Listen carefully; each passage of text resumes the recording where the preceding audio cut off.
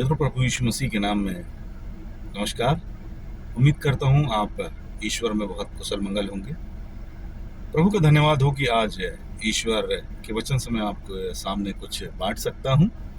इसलिए आज मैं पवित्र शास्त्र में से एक पद पर आपका ध्यान आकर्षित करना चाहूँगा, जो पाया जाता है रोमियो की किताब, उसका अध्याय 7 और 18वें पद से आगे। मैं आपके लिए पढ़ देता हूँ, जहाँ ऐसा लिखा हुआ है, क्योंकि मैं जानता हूं कि मुझ में अर्थात मेरे शरीर में कोई अच्छी वस्तु वास नहीं करती। इच्छा तो मुझ में है, परंतु भले काम मुझसे बन नहीं पड़ते। क्योंकि जिस अच्छे काम की मैं इच्छा करता हूं वह तो नहीं करता, परंतु जिस बुराई की इच्छा नहीं करता वही किया करता हूं। मित्रों, ये पद हमको मानव के अंदर चल रहे एक संघर्ष, एक आत्मिक द्वंद के बारे में इशारा करता है कि मानवीय काया में ऐसी शक्तियां हैं जो ना चाहते हुए भी व्यक्ति को कुछ ऐसा करने के लिए मजबूर करती है जो उसकी अंतरात्मा चाहती नहीं है, जिससे उसका ज़मीर गवारा नहीं करता, परंतु वो काम उससे हो जाते हैं। और जब ऐसा कुछ हो जाता है तो मानव आत्मग्लानि से भर जाता है। उसकी इस परिस्थिति को कोई भी इस दुनिया का व्यक्ति नहीं समझ सकता, क्योंकि जिन हालातों से होकर वो गुजर रहा है, जिन कार्यों को वो कर चुका, जो नहीं करना चाहता था परंतु उसके बस में कुछ था नहीं, ये तो बड़े अभागापन की बात है।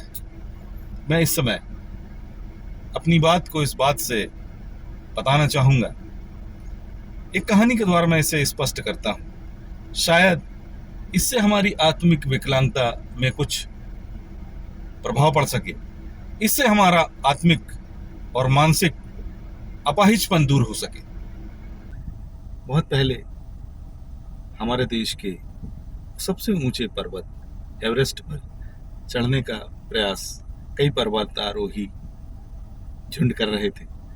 उसमें से एक झुंड कामयाब हुआ, और आश्चर्य की बात यह थी कि उस झुंड में एक महिला थी और उसने पर्वत की सबसे ऊंची चोटी पर चढ़ने का ये खिताब हासिल किया। और जब वो इस कृत्य को कर वापस लौटती है, इस महान कार्य को अंजाम देकर जब वो नीचे आती है, तो बहुत सारे लोग उससे मिलने आते हैं। कुछ पत्रकार भी उससे मिलने वहां पर आते हैं, और पत्रकार उससे पूछते हैं कि आपको कैसा लग रहा है।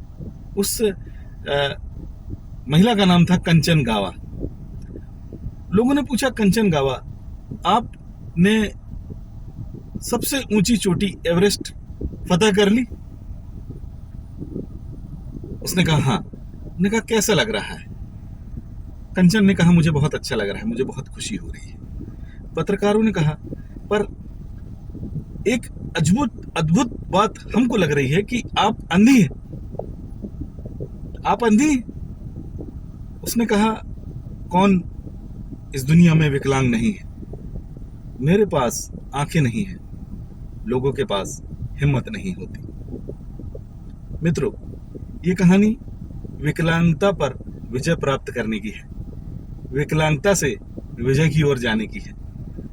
उस अंधी महिला ने दुनिया की सबसे ऊंची चोटी एवरेस्ट पर विजय प्राप्त की।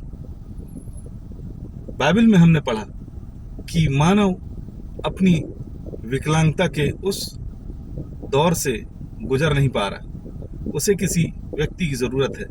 पौलुस कहता है मैं अपने अंदर एक द्वंद को लिए फिरता हूं, जो मैं नहीं करना चाहता वो मुझसे हो जाता है।